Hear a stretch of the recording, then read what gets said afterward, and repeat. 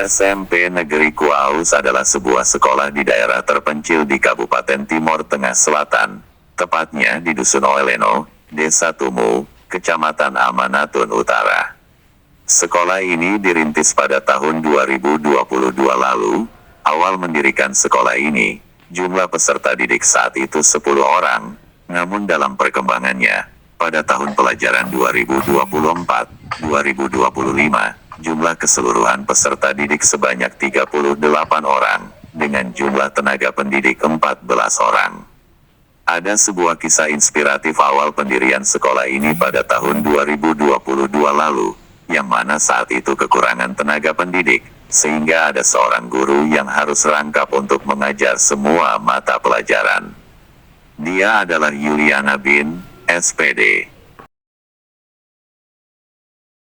Para guru di sekolah ini sangat bersemangat untuk membantu anak-anak belajar.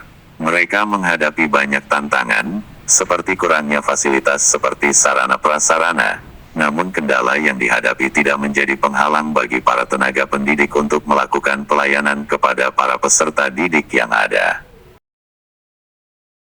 Para guru di SMP Negeri Kuaus adalah contoh nyata dari semangat dan dedikasi.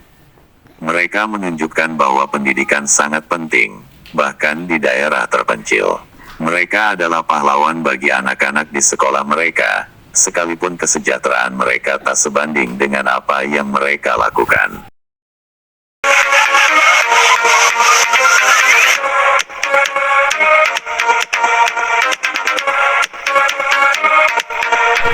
Baik, salam berjumpa para pemirsa sekalian.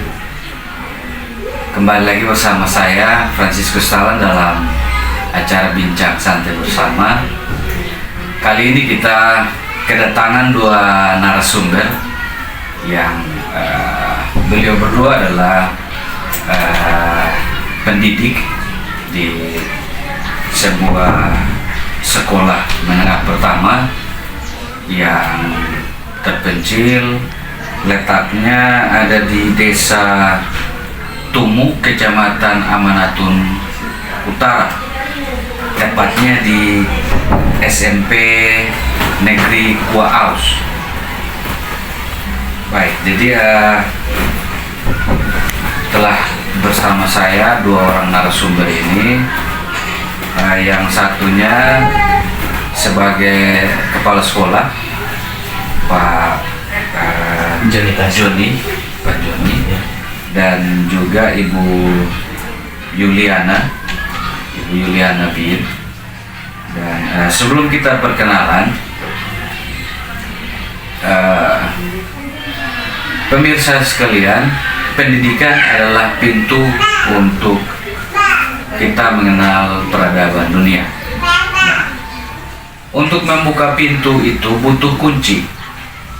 Nah, kuncinya adalah seorang guru atau pendidik yang mampu melihat peradaban tersebut dengan cara membekali siswanya sebaik mungkin untuk kemudian bisa berkompetisi dalam peradaban tersebut. Nah, sebelum kita lebih jauh berbincang, mungkin kita perkenalan dulu. Kita perkenalan dari sebelah kanan, mungkin langsung saja Pak Kepsek perkenalkan ke pemirsa sekalian. Silakan. Baik, Pak Frans, pemirsa sekalian, saya Kepsek SMP Negeri Kuaus. Saya sendiri Joni Kase. Saya menjabat sebagai kepala sekolah. Kebetulan 2024 di bulan 1 itu saya dilantik menjadi pejabat kepala sekolah definitif di SMP Negeri Kuaus. Dan per hari ini saya sudah menjabat 7 bulan. Oke. 7 bulan lebih. Baik, terima kasih Pak Joni. Kita ke Ibu lagi. Silakan perkenalan dulu. Baik, terima kasih. Saya perkenalkan nama saya Yuliana bin. Saya guru mata pelajaran biologi atau IPA dan saya berada di SMP Negeri Kuaus. Oke. Baik, pemirsa sekalian. Seperti perbincangan kita di kali lalu, podcast sebelumnya, kita berjumpa dengan penggagas sekolah ini, pendiri sekolah ini, dan kali ini kita kembali lagi berjumpa dengan para pengelola sekolah.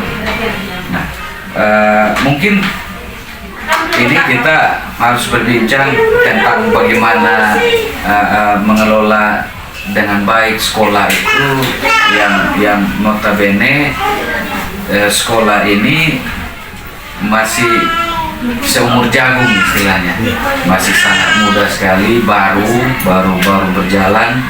Tentu banyak sekali kendala, baik itu teknis maupun kendala-kendala dalam pelayanan pendidikan. Nah, kita lihat dulu dari Pak Kepsek sendiri. Dalam keadaan sekolah yang baru kurang lebih dua tahun, kurang lebih 2 tahun berdiri, sebagai pelaksana sekolah, kira-kira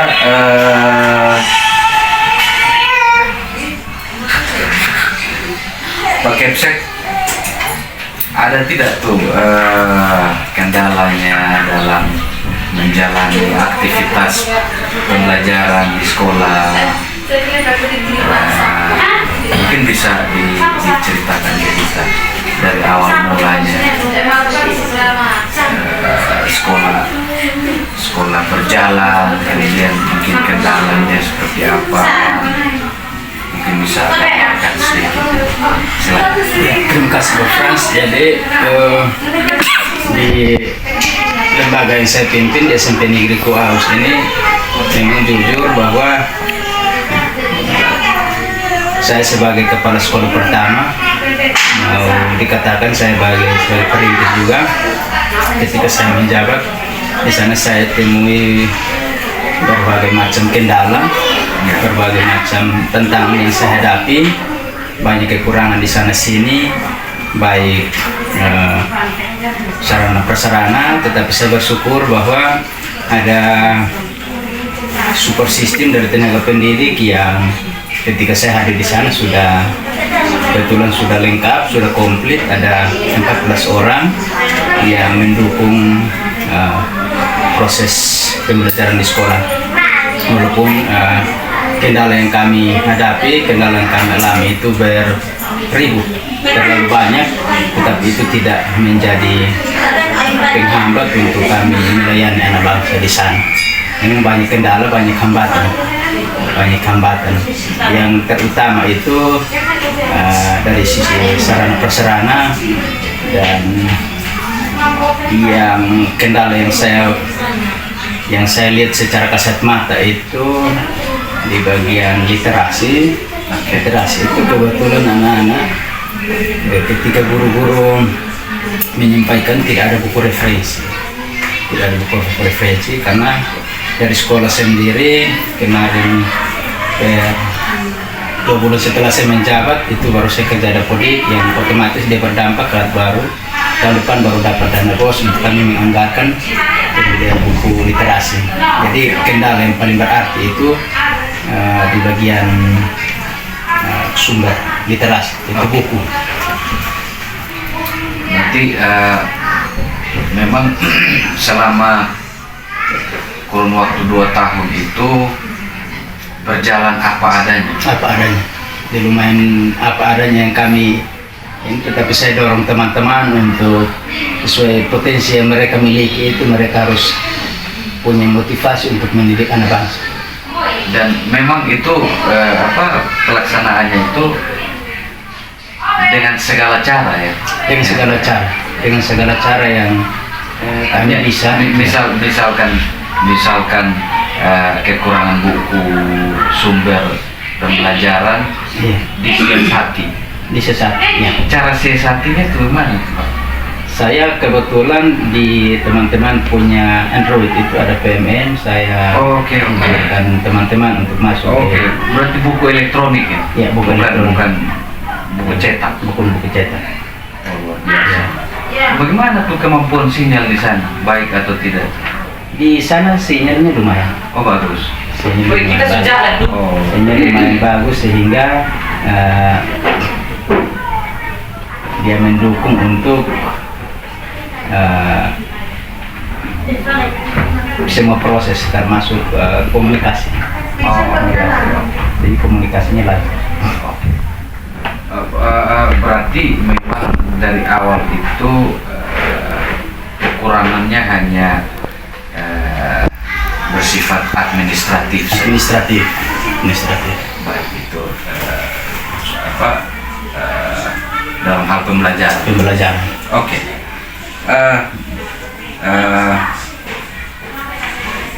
Sejauh itu upaya dari Pak Kepsek sendiri untuk mendatangkan donasi atau ini ada tidak? Atau memang belum ada upaya untuk misalnya buka ruang ke pihak lain bisa membantu memberikan donasi dalam hal ini buku-buku pembelajaran. Misalnya kalau kita di Timur Tengah Selatan ada forum Taman Bacaan Masyarakat tuh. Siap. Oke, mungkin setelah ini bisa berkomunikasi Siap. untuk itu.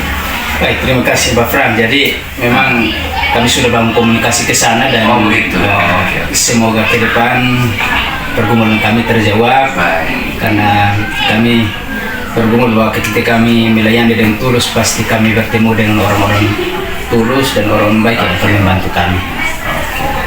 Kami sudah mencoba untuk membangun komunikasi dengan berbagai pihak. Baik, luar biasa nih pemirsa. Memang membangun institusi pendidikan dari awal memang tidak mudah, butuh kegigihan dari pelaku pengelola sekolah yang kemudian juga membutuhkan perhatian dari pihak-pihak secara eksternal. Nah, selain itu Pak Kepsek, kekurangannya ada tidak tuh di dalam manajemen sekolah itu? Dalam hal ini tenaga pengajar. Waktu berangkat awal pelaksanaan sekolah itu tenaga pengajarnya memadai tidak? Ya. Apakah cukupkah atau kurang, sangat kurang atau lebih waktu awal? Waktu awal sesuai dengan informasi yang saya dapatkan bahwa sejak berdirinya sekolah memang pergumulan panjang. Ketika tahun 2022 sekolah ini berdiri, memang ada teman-teman yang sudah mendahului bergumul untuk mendidik anak-anak bangsa di sana.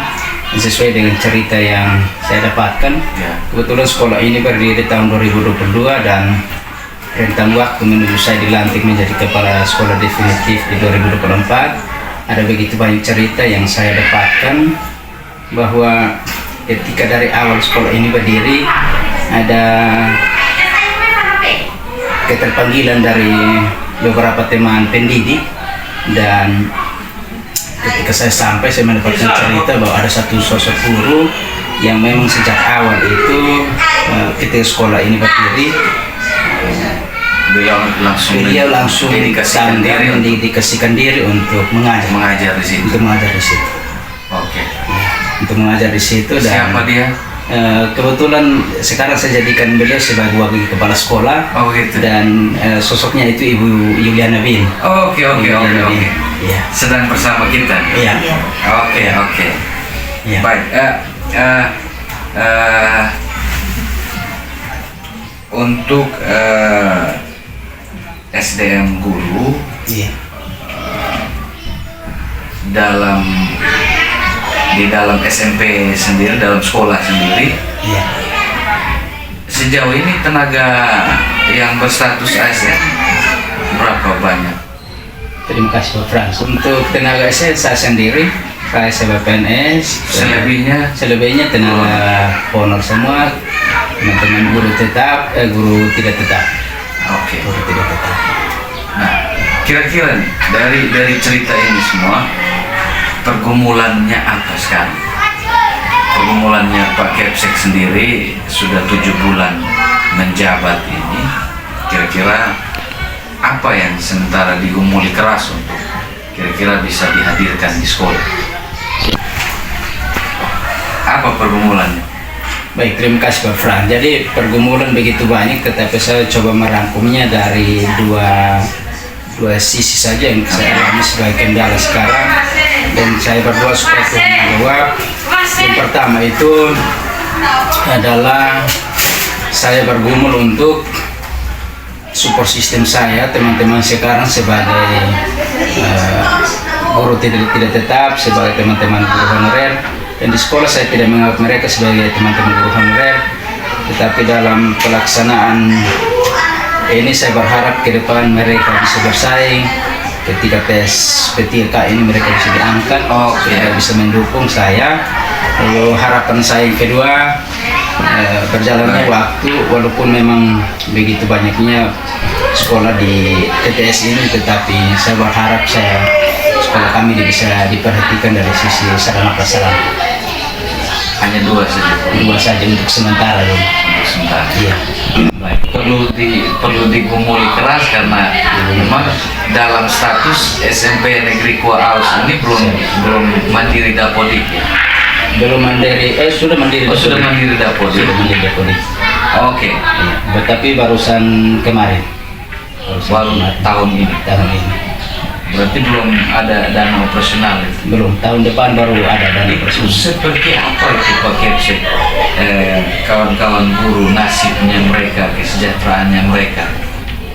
Ini sebagai manajer di sekolah, adakah kendala itu atau semua berjalan baik-baik saja? Kendalanya saya tidak pernah jumpa itu di teman-teman. Ketika sepanjang 1 tahun perjalanan ini di 2024 ini, saya merasa bahwa tidak ada satu sumber pembiayaan yang saya bisa pakai untuk membalas dedikasi semua teman-teman. Saya hanya sebatas memotivasi mereka bahwa ketika yang kita tabur dengan air mata, kita pasti menuai bersorak-sorai. Dan itu mata air yang kita. Artinya bahwa staf gurunya Pak Kepsek ini semua dalam status guru juga relawan, tidak dibayar gitu. Ini mau dibilang seperti itu juga ya, paling tepat untuk menyebarkan dedikasi teman-teman. Bahwa sepanjang 1 tahun ini tidak ada satu ini selain saya memotivasi teman-teman.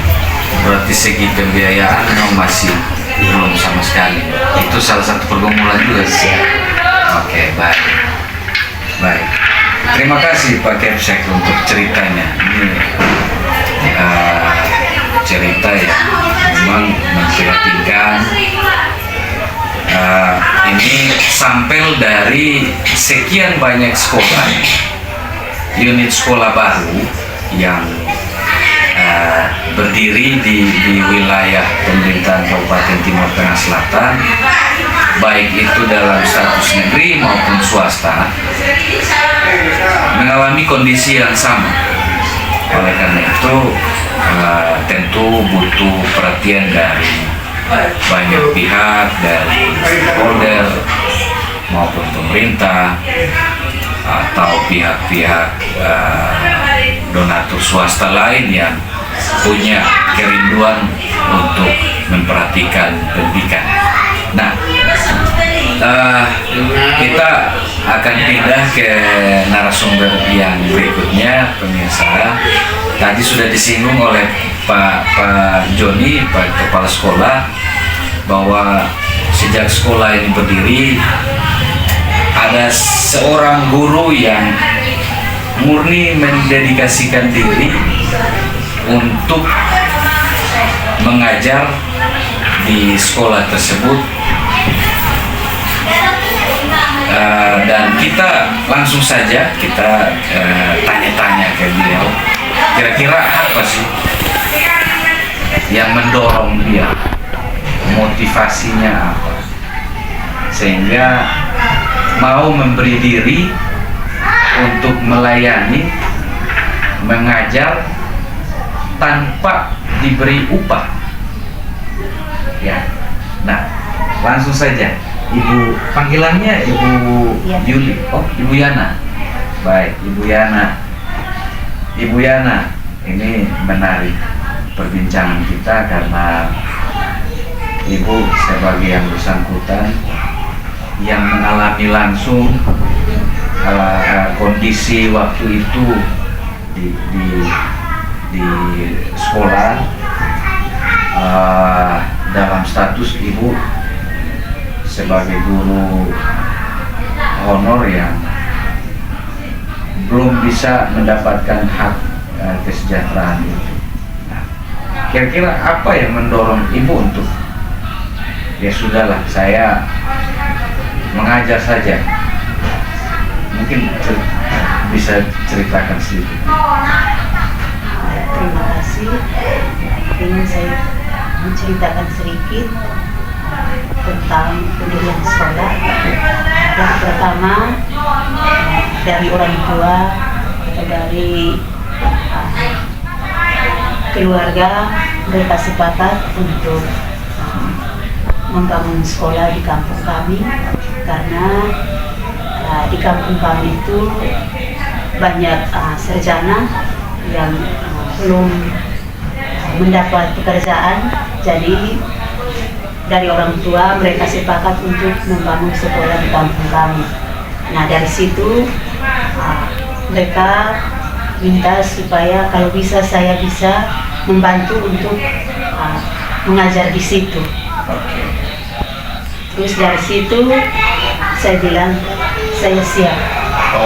Saya siap untuk melayani kita punya anak-anak di dalam kampung kita. Oh ya, paham. Berarti itu berangkat dari awal karena yang menggagas sekolah itu keluarga. Oh ya, berarti atas permintaan keluarga Ibu diminta untuk masuk sebagai tenaga pendidik. Oke. Itu saja alasannya, ataukah memang dari secara pribadi, dari hati memang mau memberi diri untuk? Ya, memang dari hati saya siap untuk melayani anak-anak. Luar biasa. Nah, sebelum kita lebih jauh, Ibu waktu itu ini latar belakang pendidikannya apa? Saya sarjana biologi. Sarjana pendidikan biologi. Oke. Waktu itu hanya Ibu saja yang mengajar di sekolah sendiri atau ada teman-teman lain? Waktu itu kami 4 orang. 4 orang. Ya, tapi 3 orang itu jarang baru masuk. Berarti Ibu sendiri itu? Saya sendiri. Oke. Menangani berapa siswa waktu itu? Waktu itu jumlah siswa 10 orang. 10. Tapi menjelang 1-2 minggu 3 orang keluar. Berarti berkurang menjadi 7. Dari 10 menjadi 7. Angkatan pertama itu.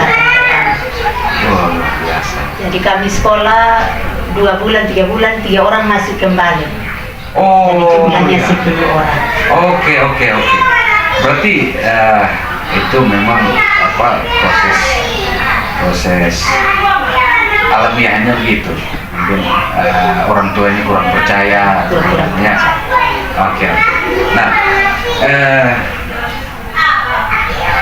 waktu itu guru ada 4 orang. Nah, kalau kita mau lihat jumlah mata pelajaran melebihi jumlah guru, Iya. betul begitu ini. Nah, ini saya dengar-dengar waktu itu Ibu merangkap beberapa mata pelajaran. Betul gitu. Betul.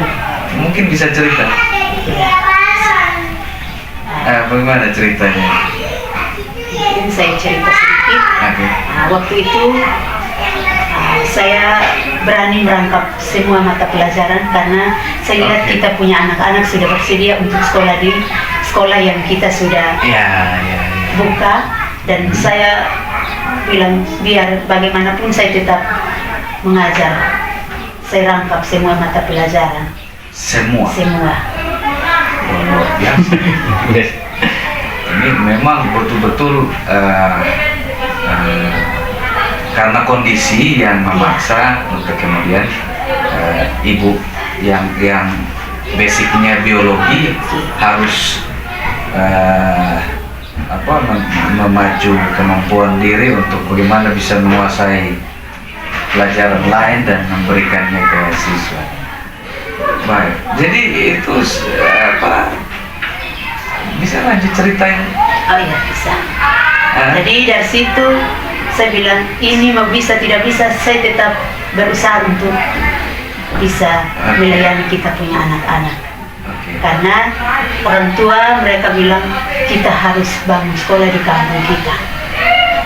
Jadi banyak yang ya pengaruh begitu, tapi saya bilang saya tetap melayani anak-anak. Ya. Karena kita sudah berusaha untuk membangun sekolah kita di kampung kita. Jadi biar mau bagaimana saya sendiri juga saya tetap harus. melayani anak-anak. Nah, ini yang jadi pertanyaan Ibu Yana. Tentu kalau untuk merangkap semua mata pelajaran itu kesulitannya tingkat tinggi. Kiatnya apa nih? Coba Ibu cerita sedikit, kasih gambaran ke waktu itu. Misalnya kalau mau ngajar biologi, ya itu aman-aman saja karena memang bidang keilmuannya Ibu. Iya. Tapi apa jadinya kalau misalnya matematika atau bahasa Inggris atau kimia misalnya, yang tingkat kesulitannya di luar jangkauannya Ibu sebagai sarjana biologi. Nah, itu kira-kira seperti apa itu? Ya, kalau untuk mata pelajaran lain, pokoknya saya belajar untuk bisa persiapan. Belajar dulu. Sebelum menyampaikan atau masuk kelas, saya persiapan dulu. Karena mata pelajaran matematika, bahasa Inggris, fisika itu perlu kita persiapan materi. Karena itu bukan basic saya, jadi saya harus banyak persiapan. Luar biasa. Ini pemirsa sekalian, ini memang satu kisah yang kita diingatkan kembali tentang bagaimana kita memacu diri kita sendiri untuk, apalagi ini guru, untuk kemudian bisa menghasilkan output siswa yang memiliki kemampuan. Ini memang tidak mudah. Jujur saja kalau saya dalam posisi itu saya agak kesulitan, ya. Tetapi luar biasa ini secara tidak langsung kita beri penghargaannya setinggi-tingginya untuk Ibu Yana, karena memang jarang sekali guru yang mau mengambil langkah ini atau mengambil tantangan ini guna memanusiakan manusia, ya. Jadi luar biasa ini sikapnya Ibu sebagai seorang pendidik. Nah, kalau misalnya tadi Pak Kepsek sudah uraikan hampir lengkap, kira-kira ini dalam hal persiapan itu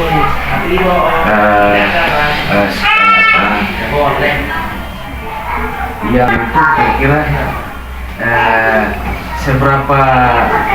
seberapa sulit itu mempersiapkan itu semua?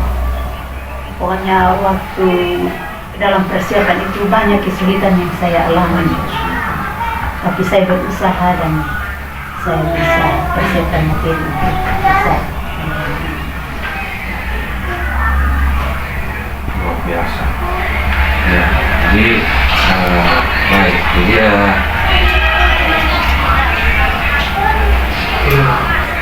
ya pemirsa, kita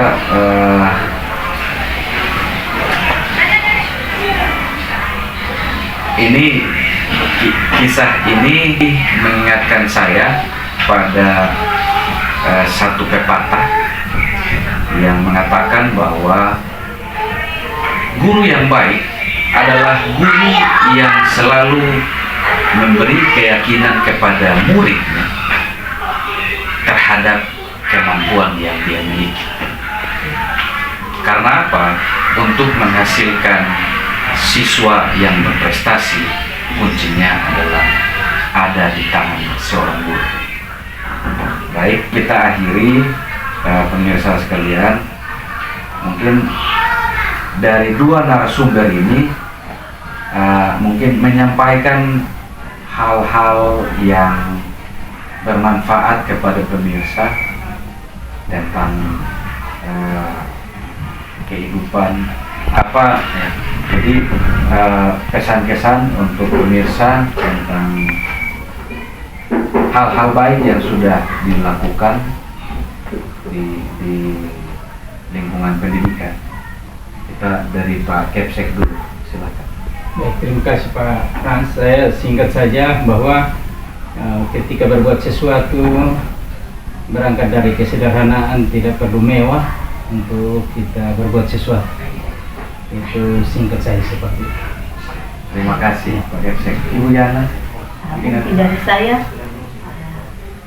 dari apa yang kami ceritakan tadi, mungkin itu juga menjadi motivasi untuk kami bisa lanjutkan ke anak-anak sebagai pendidik, sebagai siswa-siswi di sekolah kami.